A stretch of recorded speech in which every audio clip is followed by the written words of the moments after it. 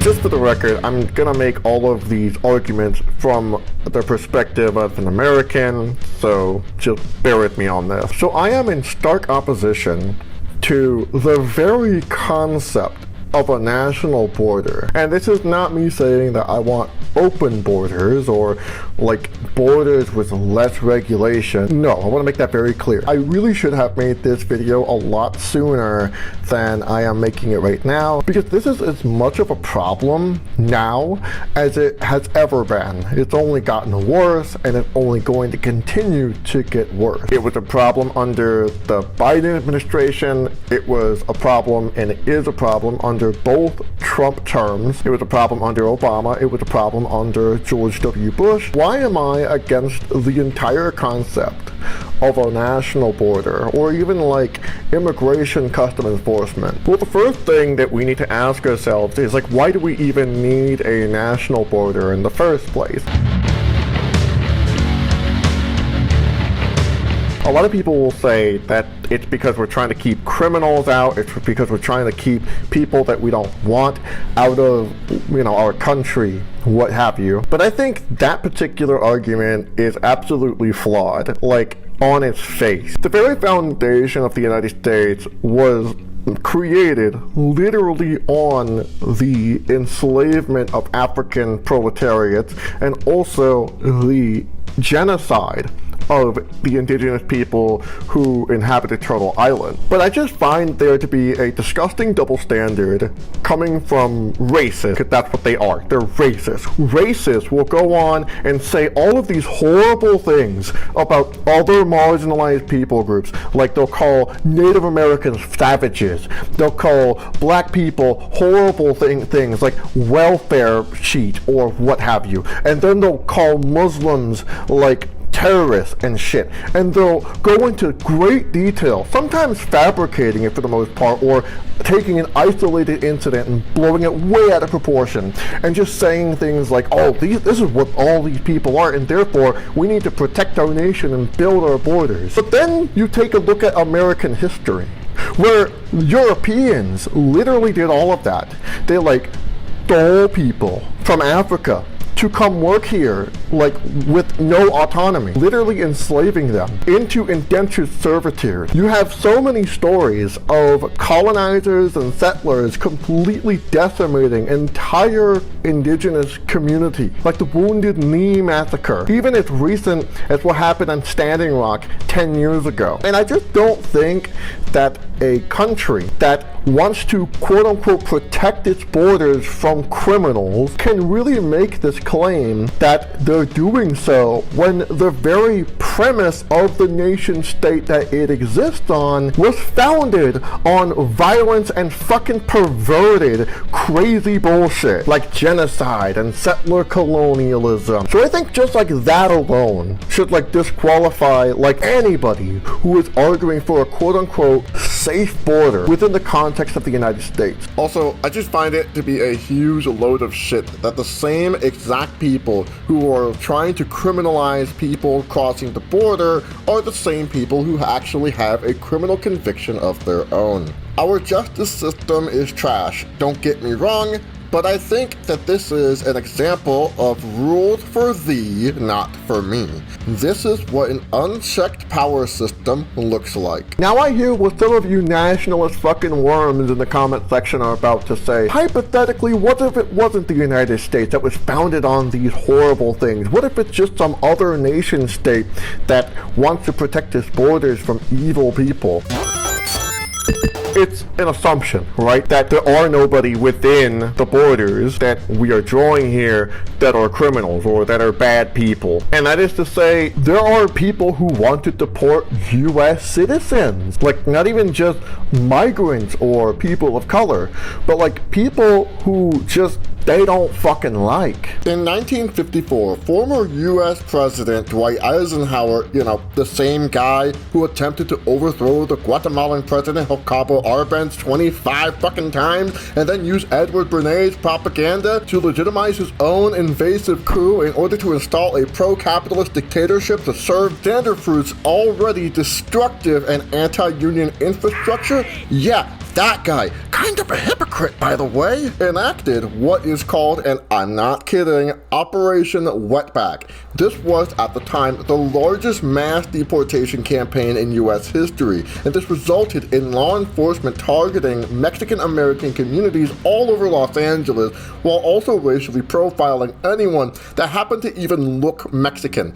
But the thing is that over 60% of those deported as a result of Operation Wetback were U.S. citizens. The reason why I am bringing up this part of U.S. history is not only because it is immoral to deport people just based on their immigration status, but Martin Niemöller is right, and you could be next, regardless as to whether or not you are a U.S. citizen. I mean, it was literally Donald Trump who said that there is an enemy within. I think the bigger problem is the enemy from within, not even the people that have come in and destroying our country. By the way, totally destroying our country.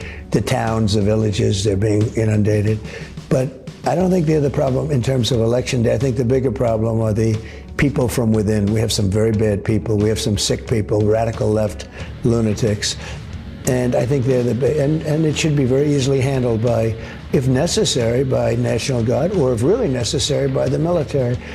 Because they can't let that happen. And that he promises to literally deport pro-Palestinian protesters. When I'm president, we will not allow our colleges to be taken over by violent radicals. And if you come here from another country and try to bring jihadism or anti-Americanism or anti-Semitism to our campuses, we will immediately deport you. You'll be out of that school. That right there is not only a stifling of free speech, but it literally throws a contradictory wrench into any narrative that some pro-border fucking dipshit wants to throw at me. And yes, non-citizens with student visas are protected by the Constitution. You can't levy that at me either. Either pretend that you have a democracy or just say that you're a fascist that has exclusive constitutional rights for yourself, and to just dehumanize everybody that's just not you. Because now it is no longer about protecting our country from the enemy from the outside, but now we have changed the narrative to mean people who are already born here just because you have a political opinion that is different than theirs. So funny how like people always say, oh, you call anyone that you don't like a Nazi, or anybody that you disagree with a racist. That is literally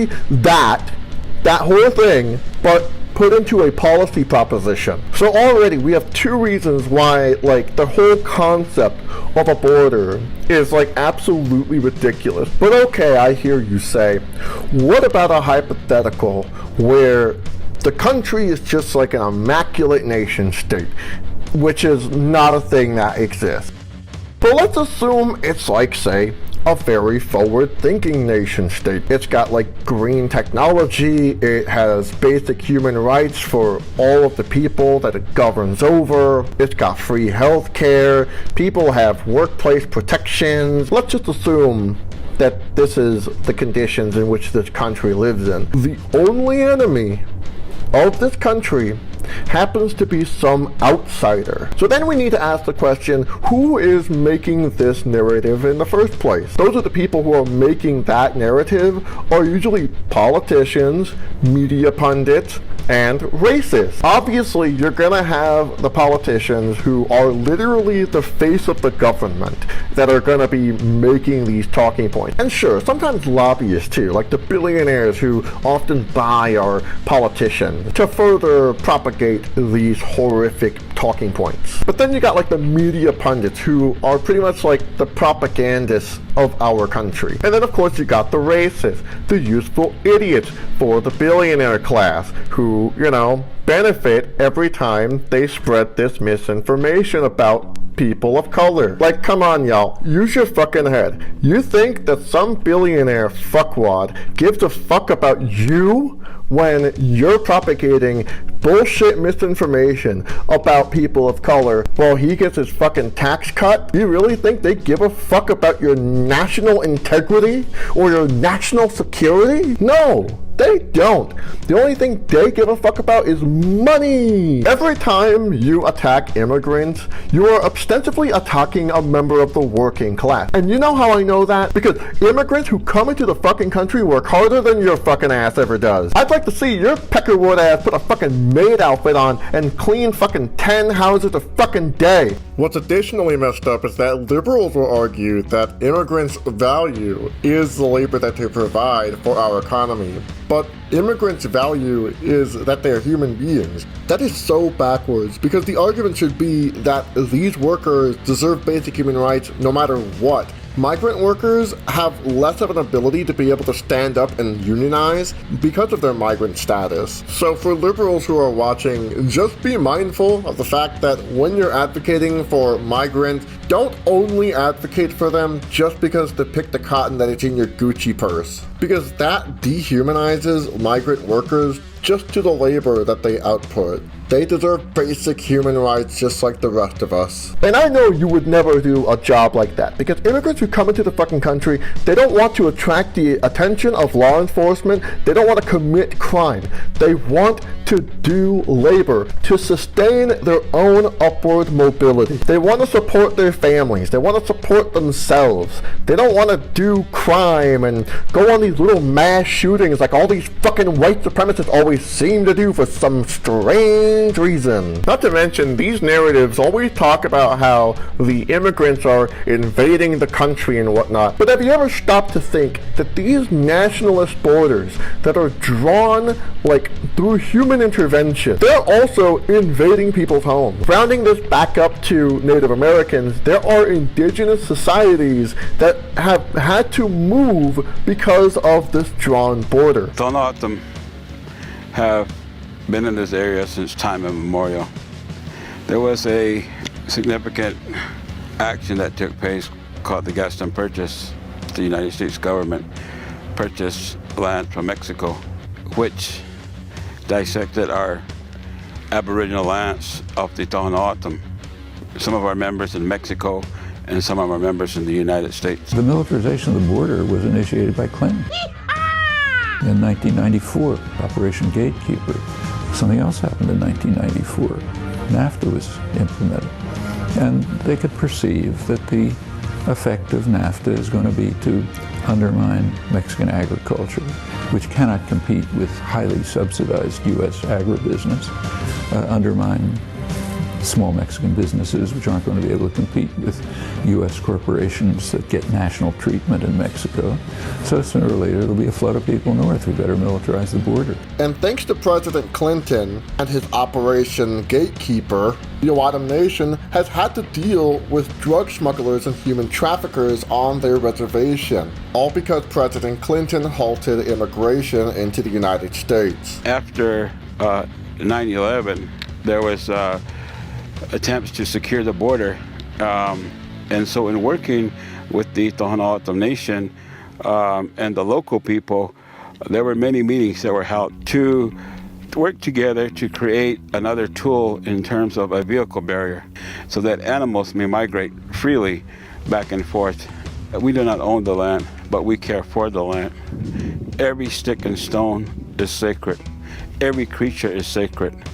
Every creature has a significant part in our way of life. Not to mention, these borders are drawn so superficially through the principle of might is right. When I used to live in Los Angeles, there was a saying that people used to tell me all the time. They would refer to the Mexican-American War. We didn't cross the border crossed us. You can look through centuries of Latinos being here, and people still look at us and say, "Oh, you're Latino.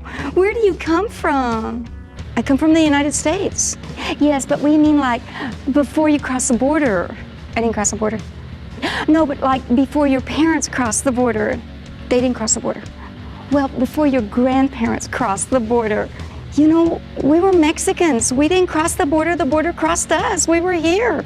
Mexican Americans have at least 2 different cultural backgrounds. That means there are people in the United States who were born and raised here and have several generations. They're getting visited by ICE officers and being deported just because might is right. The newcomers were the Spaniards that got here like in the 15th century. The other side of the family was here already.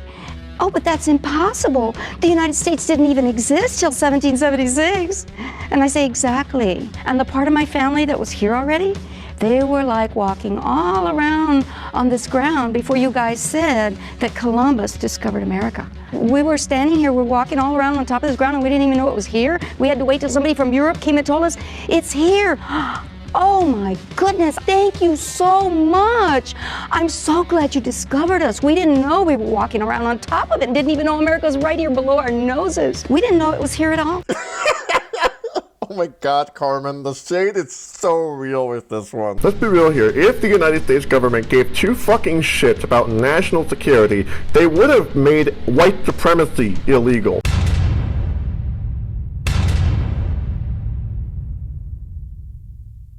There are people who come to our country because they are refugees, either through climate or through imperialism. Climate change is a real problem in our world, and according to Carbon Major's report, 100 companies is responsible for 71% of all global carbon emissions. Now stop and really think about it for a second. I'm willing to bet that you have seen a TV commercial similar to this one. What size is your carbon footprint? The carbon footprint there.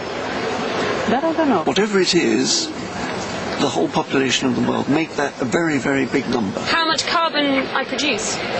Is that it? You mean the effect that my living has on the earth in terms of the products I consume?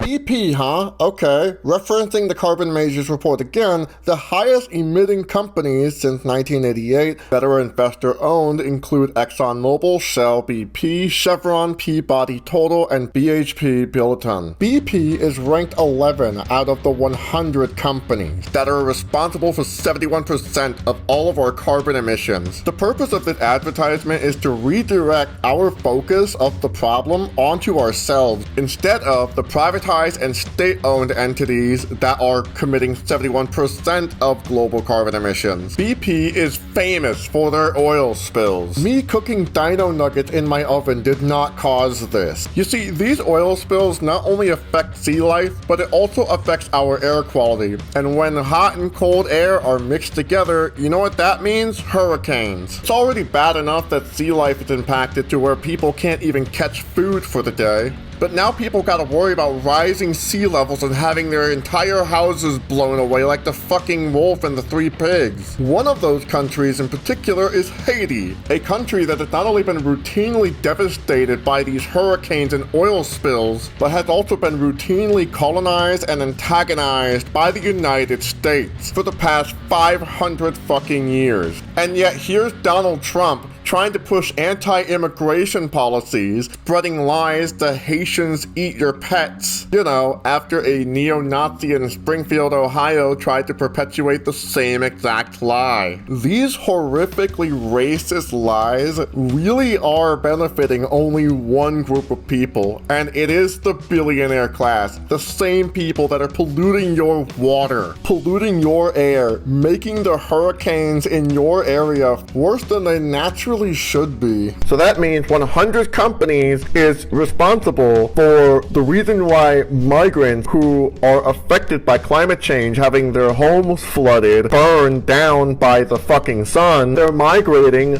to the United States. American companies are literally the fucking reason why this is the thing in the first place. Also, if you're still worried about jobs available, then you should consider how United States companies outsource to different countries like India and Bangladesh all the time. Why are migrants being blamed for this problem? Because you don't want to scrub the toilet of your local college? And then if you really want to go into imperialism, look at what the United States has done to Latin America for over 200 years. We're talking about countries like Guatemala and Cuba and El Salvador who have been imperialized by the United States, had their entire governments removed, and replaced by a puppet government that would enact policies to ostensibly work for U.S. corporations. Those puppet governments would crush unions, and they would stop people from organizing. There would be vagrancy laws if you say, like, somebody wanted to quit their job, meaning if they quit their job, they'd get their ass shot. A very good documentary that goes much deeper into this topic would be Harvest of Empire, which is a very concise documentary created by Juan Gonzalez from Democracy Now! That talks about the United States' history with imperialism all throughout Latin America, with a whole history of stealing resources from Latin America so that the United States empire can grow. The streets of our country were taken over today by people who don't belong here. But when the immigrants come, they come with a culture of criminality. It's out of control. They put a strain on our Social Security, our education, our health care. They never teach us in school that the huge Latino presence here is a direct result of our own government's actions in Mexico, the Caribbean, and Central America over many decades. All of this happens with the scramble for Africa, which is another thing I'm going to recommend, is How Europe Underdeveloped Africa by Walter Rodney, which I'm very excited to see that Angela Davis has done a foreword for this version. During my last days in Los Angeles, I stayed in MacArthur Park while homeless. That neighborhood in particular is a very predominantly Guatemalan neighborhood. Most of the people who live in that part of town are usually entrepreneurs who take Guatemalan imports, or they have like a vendor giving out food to hungry people to feed their family. And during my experience in that part of town, where supposedly crime is so high, even though according to the LAPD's own statistics that crime has actually been going down, the type of violence that I saw was usually not from like bystanders or just people that I share space with. It was with the police. I usually had police following me, harassing me, on my ass. Meanwhile, you go up to Santa Clarita, where I'm regularly stalked by like a white fucking pickup truck every fucking day. And no, I don't live in California anymore, but that was what I had to deal with while living there. I felt safer with migrants than I did with white-ass, peckerwood-ass U.S. citizens. The idea that the United States is being invaded is silly. None of this is new. The United States has a pretty vast history of keeping people out of its borders, along with deportation. Some of the first people to be deported by anti-immigration policies were Jews. Yes, to the Zionists in the audience, that is a thing that the United States has a history of doing. The United States' relationship with Israel is explicitly imperialistic, and we're going to get to that soon. Because this history of the United States deporting Jews is a pretty anti-Semitic history. See, the United States was a destination for European Jews escaping the pogroms of Eastern Europe. New York, being the entryway for Jewish migrants to enter the United States overseas, would form several communities in the heart of the city. However, many immigrants would soon learn that the American dream, or the quote-unquote land of opportunity, was a facade, whether it involved workplace abuse or anti-Semitic police brutality. Anarchism became pretty essential to a lot of Jewish immigrants who fled Europe because it became apparent to them that statehood was unjustified and that it didn't fulfill its promises of opportunity. So this led the Jewish people organizing unions in their workplaces and even employing radical thought. Now, let's just say a certain Detroit-born Polish guy, who people mistook for being an immigrant, assassinated the literal president of the United States of America at the time. And yes, he just so happened to be an anarchist. So as a result of this, in 1918, an update to a previous piece of legislation from the year of 1903 was made to define what anarchists were. And it was called the Immigration Act, also known as the Anarchist Exclusion Act. The focus of this legislation was deporting immigrants who happened to also identify as anarchists. What this led to was a lot of Jewish anarchist activists such as Emma Goldman and Alexander Berkman being deported in 1919. You know, to the Soviet Union.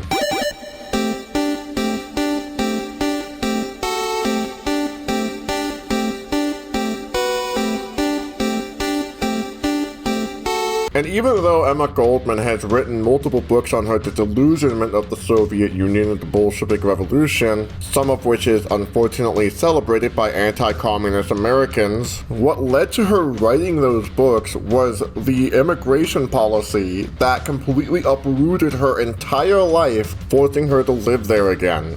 You know, speaking of deportation, I can't think of a more inhumane way to use our taxpayer dollars. We are talking about entire institutions of government whose sole function is to separate people's families from each other. You know what that means? That means children who are sometimes not equipped with the English language and are probably still learning Spanish for the first time are faced to navigate the so-called quote-unquote legal process all on their own, which I need to remind you that this process can sometimes take decades to complete due to the sheer bureaucracy of it all. Like, think about just how not only devastating, not only overwhelming, but outright scary that this must be for some children who are trying to evade the results of climate change caused by 100 companies, as well as the centuries-long after effects of US settler colonialism in Latin America. Well, sadly, we actually have an example of how serious this is.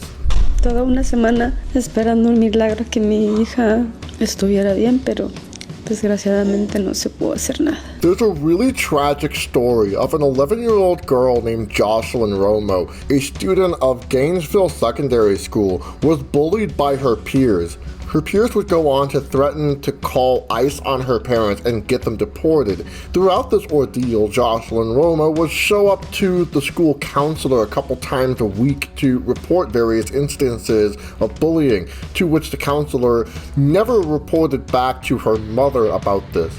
On February 3rd, 2025, Jocelyn Romo would commit suicide. And as of now, Marbella Carranza, Jocelyn's mother, is raising money to conduct an investigation against the school, which I will provide a link for you to look into down below. It's honestly very sickening not only to have an entire institution dedicated to separating families, but also a culture that is willing to drive children to suicide.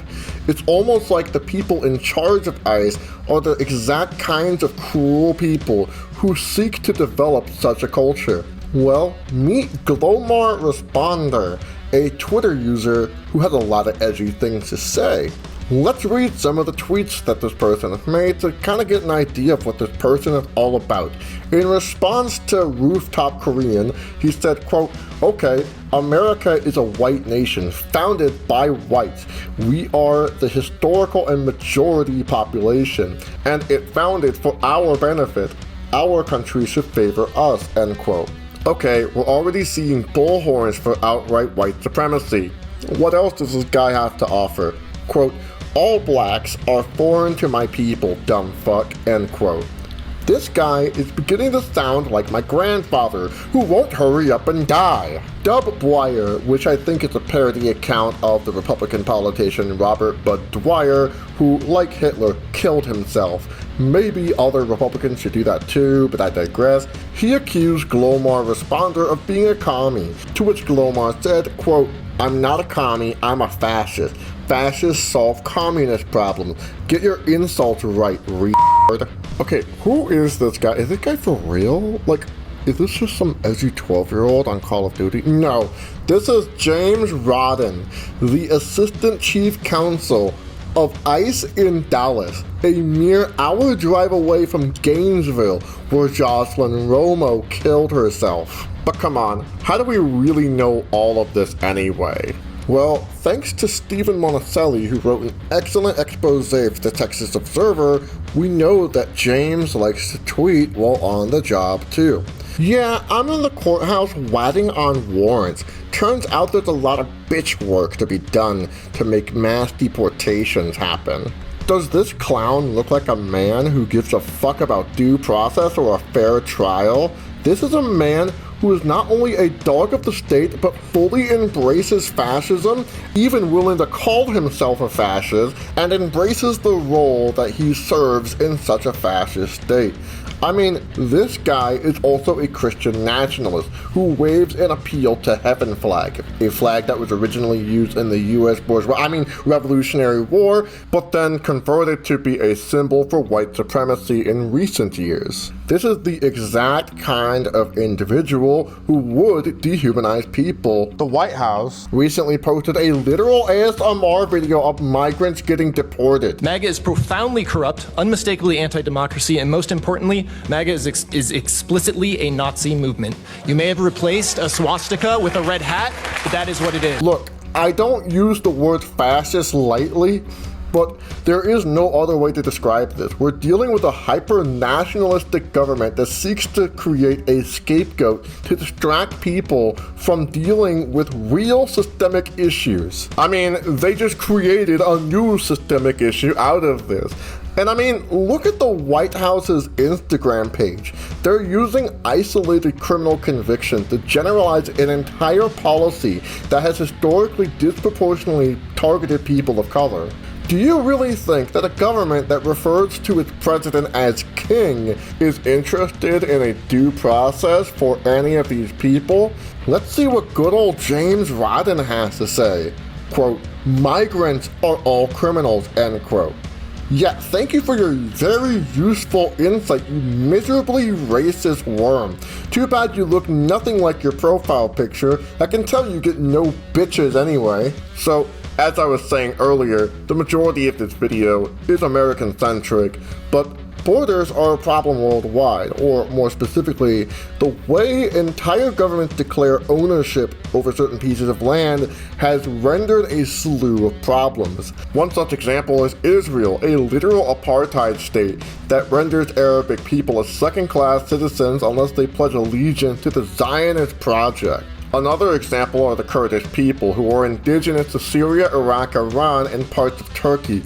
Despite maintaining Rojava, an autonomous region in northern Syria, the Kurdish people don't really have a nation state to call their own, largely because Turkey has fought relentlessly to brutally suppress their organizing power. I would take a few minutes out of your time to look up how Rojava organizes itself in spite of being constantly bombarded with Turkish weapons.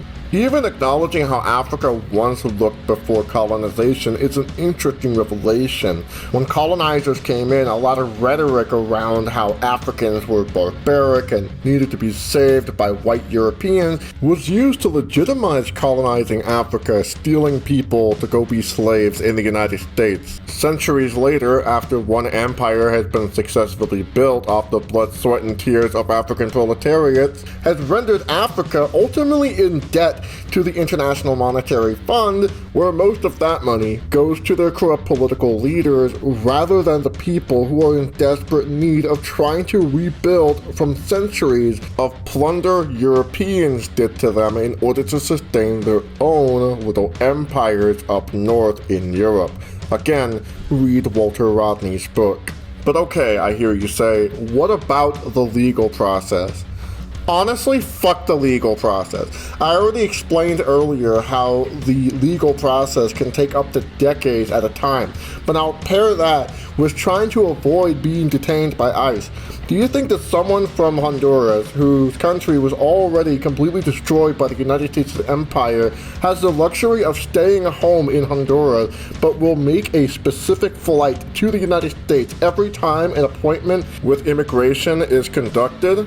No. Even in this unrealistic hypothetical, how do we know ICE isn't just going to show up randomly there too? How do you know any agency won't just go scorched earth on the documentation immigrants are using to get accepted into the United States through the legal means?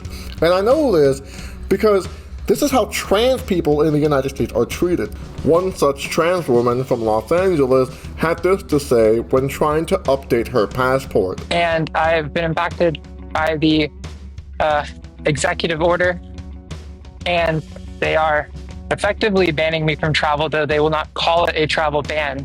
They stated that they would at first give me a passport that had the male identifier on it, though I have my sex legally changed to female in 2 states and administratively with the federal government through Social Security before as well. And after claiming that they would give me the male one, I said any is fine as long as I'm able to travel. They came back and said that actually this is the first we're hearing that, and we won't be able to give you that either. We won't be able to give you any passport. We have no further information. They wouldn't tell me anything. I spoke to one person who wouldn't give me any information, which led to me speaking to a supervisor. And they towed the same line where they will not call it an effective travel ban, though that is the impact where my travel plans I cannot make. They will not give me any passport with any name, gender, sex of any form. And that is the case of what we are dealing with right now in the United States. There is an effective travel ban if you are trying to get a passport and you've had any sort of change with your gender. I've heard a lot of people saying things like, oh, it's fine if you just want to get a passport with your old gender, it's fine. That's not true. They will not give it to me. And when I asked for more answers, I only left the office under threat of arrest. In addition, recently a trans man from the state of Massachusetts was given his passport and birth certificate both ripped and torn, with his gender being written to be the one he was assigned with at birth. How the fuck is this even remotely professional, let alone not a state-endorsed hate crime? Even Hunter Schafer, a trans woman who is admittedly a very privileged celebrity, has had her ID reverted back to the gender she was assigned with at birth. I want to acknowledge my privilege, not only as a famous or celebrity trans woman who is white and thin and can adhere to contemporary beauty standards, and I can participate in all of that, and I pass, and it still happened. This has happened to me since I changed my gender marker. We're coming up on a decade now or something. And I do believe it is a direct result of the administration our country is currently operating under. I also want to say, I don't give a that they put an M on my passport.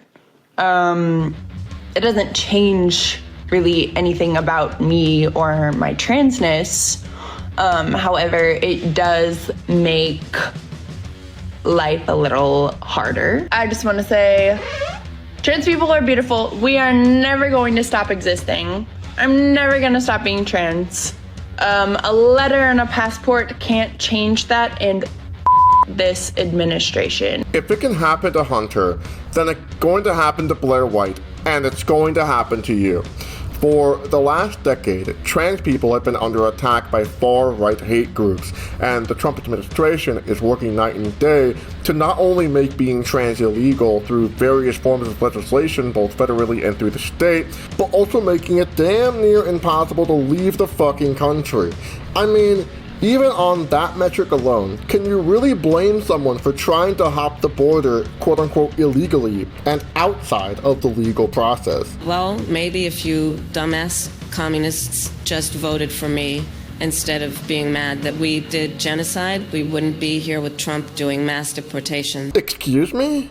The Democratic Party outdid every previous Republican president, and Harris intended to maintain that trend as a selling point for her campaign. The only difference between Trump and Harris on this issue is that Trump is more openly emboldened in his racism. Harris is too damn ashamed and guilty of a class traitor to call herself a quote-unquote king and display ASMR videos of migrants getting deported on her Twitter account. She would have done the exact same thing, but in a nicer way, with wet wipes, and maybe made a Fortnite level out of rounding up immigrants just like she did in her campaign. Just like I have said throughout my entire YouTube channel, the Democrats helped make all of this happen. And if you're going to use that on me, that I should have voted for Kamala Harris, then you clearly are part of the problem. A vote for Kamala Harris was a vote for Donald Trump. And there is nothing that she would have done fundamentally to work to dismantle this inherently white supremacist institution. Give me a fucking break. So I ultimately just do not sympathize with anybody who wants to strengthen the border or even maintain a border in the first place. The United States southern border and the northern border, to be clear, need to be abolished. Abolished? Whoa, already? These are structures that are illegitimate and need to be dismantled, like immediately, right fucking now. Not like in a transitionary state like some fucking Marxist Leninist dipshit would propose, not through some fucking liberal reform. No, right fucking now. I am a fucking abolitionist, and all the people who are suffering due to immigrant custom enforcement right now don't deserve it. Being anti-immigrant is a sign of unintelligence. It means that you see other people as not people, and that is a fundamental moral failing there.